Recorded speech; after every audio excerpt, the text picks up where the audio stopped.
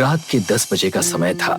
राहुल अपनी बाइक को हाईवे पर तेजी से दौड़ाए जा रहा था कि तभी राहुल की नजर हाईवे पर खड़ी एक सुंदर लड़की पर पड़ी। राहुल ने तुरंत अपनी बाइक उस लड़की के नजदीक रोक दी। कौन है आप और इतनी रात को इस सुनसान हाईवे पर क्या कर रही हैं? वो सुंदर लड़की रहस्यमय अंदाज में राहुल की ओर देखकर कहती है, अगर मैं कहूँ कि मैं तुम्हारा ही इंतजार कर रही थी तो? ये क्या कह रही हैं आप? मैं तो आपको जानता तक नहीं। लेकिन मैं तुम्हें जानती हूँ। तुम्हारा नाम राहुल है और तुम्हारे पिता का नाम विवेक है, जो एक बिल्डर हैं। उस लड़की की बात सुनकर राहुल बुरी तरह से चौंक पड़ा। अरे, आप तो मेरा और मेरे पिताजी का भी नाम जानती हैं। आपकी बातों से लगता है कि आप कोई रिपोर्टर हैं। तुमने सही कहा, मैं एक प्रेस रिपोर्टर ही थी। मेरा नाम पूजा है। उस लड़की का नाम सुनकर राहुल बुरी तरह से घबरा गया कि तभी उस लड़की का सुंदर चेहरा एक भयानक चेहरे में परिवर्तित हो गया। उसके शैतानी चेहरे को देखकर राहुल बुरी तरह से कांप उठा। कुछ ही देर में सुनसान हाईवे पर गूंजने लगी। अगले दिन inspector Bhargava sub inspector Aditi के साथ खड़ा हुआ हाईवे पर पड़ी हुई राहुल की लाश को बड़ी ही गौर से देख रहा था। Sub inspector Aditi inspector Bhargava से कहती है, इसकी हत्या तो बड़े ही रहस्यमय तरीके से की गई है। इसकी लाश को देखकर ऐसा लग रहा है मानो इसे किसी बिल्डिंग से नीचे फेंका गया हो। तुम सही कहती हो, जबकि इस हाईवे पर दूर दूर तक ना कोई बिल्डिंग है। हो सकता है कि इसकी हत्या कहीं और की गई है और इसे यहाँ पर लाकर फेंका गया हो। तभी वहाँ पर एक बूढ़ा व्यक्ति आ पहुँचा और राहुल की लाश को देखकर फूट फूट कर रोने लगा। आप कौन है? मेरा नाम विवेक है, मैं एक बिल्डर हूँ और ये मेरा बेटा है। कल रात से ये घर नहीं आया था। आज सुबह मेरे पास कॉल आया और मुझे बताया गया कि मेरा बेटा इस दुनिया में नहीं रहा। कुछ देर बाद विवेक वहाँ से चला गया। घर पर विवेक अपने बेटे को याद करके रो रहा था कि तभी उसकी पत्नी रुक्मणी वहाँ आ पहुंची और गुस्से में अपने पति से बोली, ये सब आपके कारण हुआ है। ये क्या कह रही हो रुक्मणी? सही कह रही हूँ। कितनी बार मैंने आपसे मना किया कि गरीब लोगों की जमीनों पर अवैध कब्जा करना बंद कर दीजिए, लेकिन आपने मेरी बात ही नहीं मानी। किसी गरीब की हाय ही मेरे बेटे को लग गई। अपनी पत्नी रुक्मणी की बात सुनकर विवेक क्रोधित होते हुए अपनी पत्नी से कहता है, बकवास बंद करो रुक्मणी। जरूर मेरे किसी दुश्मन ने मेरे बेटे की जान ली है। मुझे तो अब हमारी बेटी दिशा की चिंता खाए जा रही है। अब केवल वही हम दोनों का सहारा है। चिंता मत करो, मैंने पुलिस से बात कर ली है। बहुत जल्द हमारे बेटे का कातिल पकड़ा जाएगा। कुछ दिन ऐसे ही बीत गए। विवेक के परिवार की लाइफ अब नॉर्मल हो चुकी थी।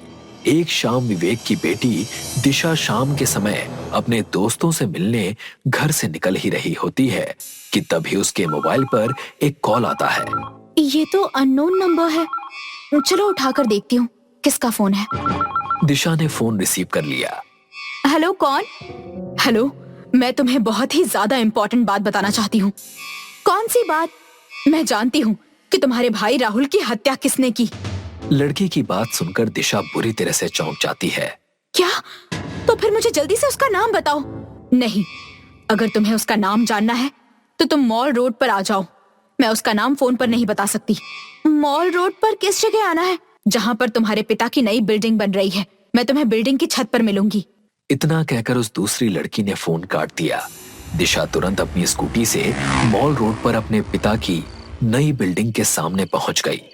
दिशा धीरे धीरे कदमों से बिल्डिंग की सबसे ऊपर की छत पर पहुंच गई, जहां एक बहुत ही सुंदर लड़की खड़ी थी। वो सुंदर लड़की दिशा को रहस्यमय अंदाज में देखकर मुस्कुराती हुई कहती है, मेरा नाम पूजा है। नाम कुछ सुना सुना सा लगता है। ऐसा लगता है हाँ, याद आया। एक बार अपने डैडी के मुंह से सुना था कि पूजा नाम की कोई प्रेस रिपोर्टर उन्हें बहुत परेशान कर रही है। खैर, वो सब छोड़ो, मुझे जल्दी से उस कातिल का नाम बताओ जिसने मेरे भाई की हत्या की। दिशा की बात सुनकर अचानक पूजा के चेहरे पर क्रोध झलकने लगा। तुम बिल्कुल अपने बाप की तरह हो।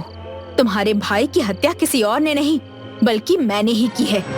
जैसे मैंने तुम्हारे भाई को मारा, अब ठीक वैसे ही तुम्हें भी मारूंगी। पूजा के इतना कहते ही दिशा के चेहरे पर डर झलकने लगा। अचानक पूजा का चेहरा एक भयानक चेहरे में परिवर्तित हो गया। कौन हो तुम? मुझे छोड़ दो, मुझे जाने दो। अब तुम यहाँ से नहीं जा सकती। अचानक एक तेज हवा का झोंका दिशा के शरीर से टकराया और दिशा बिल्डिंग की छत से नीचे गिर पड़ी। बिल्डिंग के नीचे सलिया ही सलिया रखी हुई थी। दिशा का शरीर उस सलियों से टकरा गया। दिशा ने वहीं अपना दम तोड़ दिया। अगली सुबह जब दिशा घर नहीं पहुंची तो उसकी माँ रुक्मणी घबराती हुई अपने पति विवेक से कहती है, मेरा तो बड़ा मन घबरा रहा है, आखिर दिशा घर क्यों नहीं आई? तभी वहां पर इंस्पेक्टर भार्गव और सब इंस्पेक्टर अदिति आ पहुंचते हैं। इंस्पेक्टर भार्गव विवेक की ओर देखकर कहता है, आपकी बेटी दिशा की लाश आपकी ही बिल्डिंग के नीचे मिली है। बड़ी ही मुश्किल से उसकी लाश को सलियों से निकाला गया है। ये सुनकर विवेक बुरी तरह से कांप उठा। तभी सब इंस्पेक्टर अदिति विवेक की ओर देखकर कहती है, आखिर आपकी बेटी इतनी रात में उस बिल्डिंग की छत पर क्या करने गई थी, जो अभी बनकर तैयार भी नहीं हुई? और मिस्टर विवेक, जहां आपकी बेटी की लाश मिली है, ठीक उसके बगल में हमें एक और लाश मिली है, जो कि एक कंकाल में बदल चुकी है। हाँ मिस्टर विवेक, ऐसा लगता है जैसे कई महीनों पहले कोई और उस बिल्डिंग से गिरकर सलियों के बीच गिरकर मर गया हो। मुझे नहीं पता कि दूसरी लाश किसकी है। हमारे थाने में कुछ महीनों पहले पूजा नाम की एक प्रेस रिपोर्टर की गुमशुदगी भी दर्ज है। सुना है कि वो आपके पीछे काफी दिन से पड़ी हुई थी। आप कहना क्या चाहती हैं? बुरा मत मानिएगा मिस्टर विवेक, सब जानते हैं कि आपने कई इलीगल प्रॉपर्टीज पर इलीगल बिल्डिंग्स खड़ी की हैं और प्रेस वाले अक्सर आपके जैसे बड़े लोगों का भांडा फोड़ने के लिए आगे पीछे लगे रहते हैं। एनीवे, वो दूसरी लाश किसकी है ये हम बहुत जल्द पता लगा लेंगे। इतना कहकर sub inspector Aditi inspector Bhargava के साथ वहां से बाहर निकल गई। तभी रुक्मणी विवेक की ओर देखकर कहती है, सच सच बताओ, तुमने कौन सा जुर्म किया है? विवेक रोता हुआ रुक्मणी से कहता है, कुछ महीनों पुरानी बात है रुक्मणी। विवेक अपनी बन रही नई बिल्डिंग की छत पर खड़ा था कि तभी एक सुंदर लड़की वहां पर आ पहुंची। वो विवेक की ओर देखकर कहती है, आखिर तुमने मुझे यहाँ पर क्यों बुलाया है? देखो पूजा, मैं जानता हूँ कि तुम एक ईमानदार रिपोर्टर हो, लेकिन मेरा मानना है कि अगर कीमत सही लगाई जाए तो ईमानदारी भी खरीदी जा सकती है। तुम्हारे पास जो भी फाइल्स हैं उसे मुझे वापस कर दो।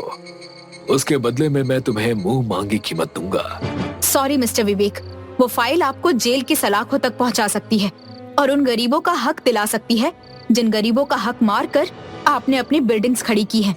ये सुनकर विवेक को गुस्सा आ जाता है और वो पूजा को बिल्डिंग की छत से धक्का दे देता है।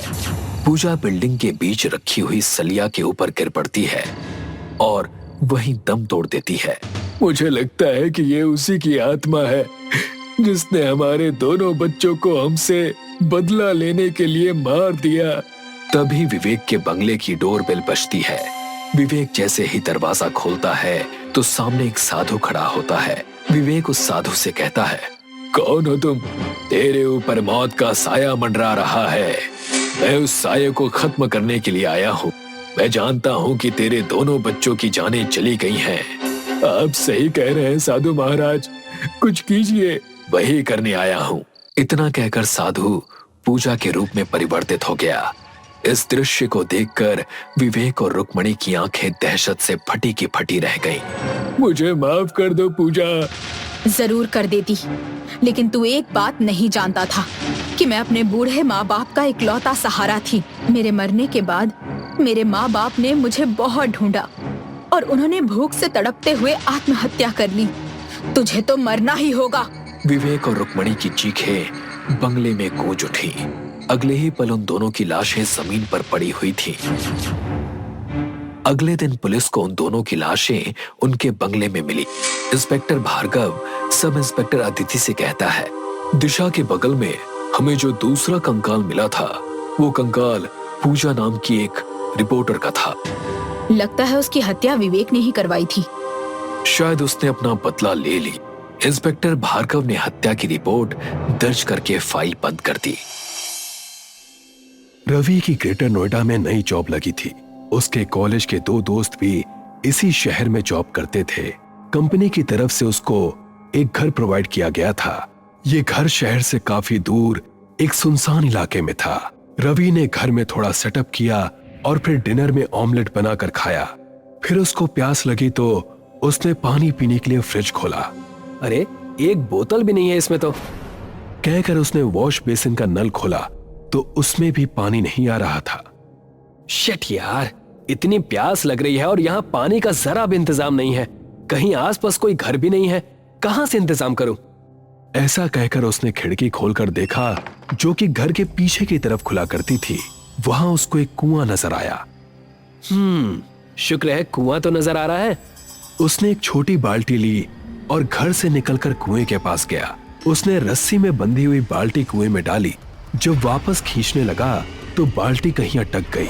उसने कुएं में झांक कर देखा तो उसे वहां एक शख्स नजर आया। ये कैसे हो सकता है? क्या कुएं में कोई है?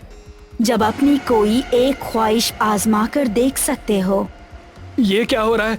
भला ऐसे कोई कुएं में कैसे हो सकता है जो पानी देने के साथ साथ हमारी ख्वाहिशें भी पूरी करे? ठीक है, मुझे पानी के साथ साथ मुझे सोने की अंगूठी भी भेज दो। ऐसा कहकर उसने रस्सी खींची तो वो आराम से ऊपर आने लगी। जब बाल्टी उसके हाथ में आई तो उसके अंदर कुछ चमकता हुआ नजर आया। ये क्या है? उसने हाथ डालकर उसे निकाल कर देखा तो ये एक सोने की अंगूठी थी। Oh my God, how is it possible? अब तक रवि समझ रहा था कि कोई उसके साथ मजाक कर रहा है, लेकिन अपने हाथ में पकड़ी चमचमाती अंगूठी को देखकर अब उसकी आंखें चौंधिया आ गई थी। खैर उसने पानी पिया और फिर वापस अपने घर को पहुंचा। सुबह उठकर जब वो ऑफिस के लिए निकल रहा था तो एक बार उसने खिड़की खोलकर कुएं को देखना चाहा, लेकिन अब वहां कोई कुआं नहीं था। ये सब हो क्या रहा है? क्या यहाँ कोई कुआं था ही नहीं? कहीं रात में मैंने कोई सपना तो नहीं देखा? तभी उसका ध्यान हाथ में पहनी हुई अंगूठी पर पड़ा। उसको यकीन हुआ कि रात को उसने जो भी देखा वो सपना नहीं था। मुझे इस बारे में ज्यादा सोचना नहीं चाहिए। ऑफिस का पहला दिन है, जल्दी से निकलता हूँ। वो तैयार होकर ऑफिस के लिए निकल गया। रात को जब वो वापस आया तो कुआं अपनी जगह पर मौजूद था। ये कुआं तो मायावी लगता है। शायद इसी वजह से दिन में गायब हो जाता है। अब है तो अपने लिए कुछ पैसे मांग लेता हूँ। ऐसा सोचकर उसने बाल्टी को कुएं में फेंका और बोला, मुझे अभी कम से कम 2 लाख रुपए चाहिए। ऐसा कहकर उसने बाल्टी को वापस खींचा तो उसके अंदर उसको प्लास्टिक बैग में लिपटा एक पार्सल नजर आया। उसमें नोटों की मोटी मोटी गड्डियां थीं। अगले दिन रवि जब ऑफिस से घर आया तो उसके मोबाइल पर निशा का कॉल आया। रवि, कैसे हो तुम? मैं अच्छा हूँ। तुम कई दिनों से नोएडा आ चुके हो और अपने कॉलेज के दोस्तों से मिलने की जरा भी कोशिश नहीं की। नहीं, ऐसा नहीं है यार। शिफ्टिंग में लगा था ना, तो बस। तो ठीक है, अब तो फ्री हो ना? हाँ, कल मिलते हैं। ठीक है, कल ऑफिस के बाद मैं और पारुल दोनों तुमको कॉफी शॉप में मिलते हैं, ठीक है? हाँ जरूर। इतने सालों बाद निशा और पारुल से मिल रहा हूँ, कोई अच्छा सा गिफ्ट तो होना ही चाहिए। वो घर से निकलकर कुएं के पास पहुंचा। फिर उसने बाल्टी उसके अंदर डाली और जब खींचने लगा तो वो फिर से अटक गई। मुझे आज एक अच्छा सा सोने का नेकलेस और एक ब्रेसलेट चाहिए। ऐसा बोलकर उसने बाल्टी को ऊपर खींचा तो पानी के साथ साथ सोने का एक भारी भरकम नेकलेस और ब्रेसलेट भी ऊपर आ गया। अरे वाह! रवि बहुत खुश हुआ और उसे लेकर घर पहुंचा। अगले दिन ऑफिस के बाद वो निशा और पारुल से मिला। इतने दिनों बाद कॉलेज की यादें ताजा करके मजा ही आ गया यार। हाँ यार, ऐसा लगता है जैसे कल ही की बात हो, है ना? अरे मैं तो भूल ही गया, मैं तुम दोनों के लिए गिफ्ट्स लेकर आया था। ये कहकर उसने अपने बैग से वो नेकलेस और ब्रेसलेट निकालकर दोनों को एज अ गिफ्ट दे दिए। अरे इसकी क्या जरूरत थी यार, अभी तो तुमको तुम्हारी पहली सैलरी भी नहीं मिली। अरे रख लो। कुछ देर और बातें करने के बाद वो तीनों अपने अपने घर को पहुंच गए। अब ये टाइम 11 बजे का था। निशा ड्रेसिंग टेबल के सामने खड़ी थी। उसने रवि का दिया हुआ नेकलेस पहना हुआ था और आईने में खुद को देख रही थी। तभी उसे अपने पीछे कुछ धुआं सा उठता हुआ नजर आया। उसने जैसे ही पलट कर देखा तो वो धुआं एक आकृति लेने लगा और फिर एक भयानक लड़की के रूप में बदल गया। उस लड़की ने निशा का गला पकड़ा और उसको पीछे की तरफ ऐसा धक्का दिया कि निशा का सर ड्रेसिंग टेबल के आईने को तोड़ता हुआ उसके पार हो गया। निशा की गर्दन कट गई और वो जमीन पर ढेर हो गई।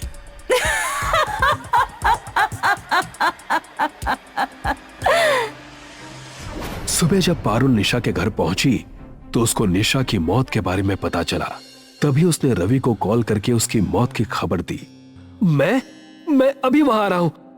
रवि ने जैसे ही कॉल कट किया उसे महसूस हुआ कि उसके पैरों में जैसे कोई भारी भरकम चीज पड़ी हुई है। उसने देखा तो उसके पैरों में एक बेड़ी पड़ी हुई थी। सोने की बेड़ी? अब रवि ने देर नहीं की। वो उसी टाइम जाकर पारुल से मिला और उसने उसको सब कुछ बता दिया। रवि, मुझे तो ये सब बहुत अजीब लग रहा है। उस कुएं के बारे में अच्छे से जाने बिना तुमको उससे ख्वाहिशें नहीं मांगनी चाहिए थी। आज रात तुम उस कुएं पर जाओगे तो मैं छिपकर देखूंगी।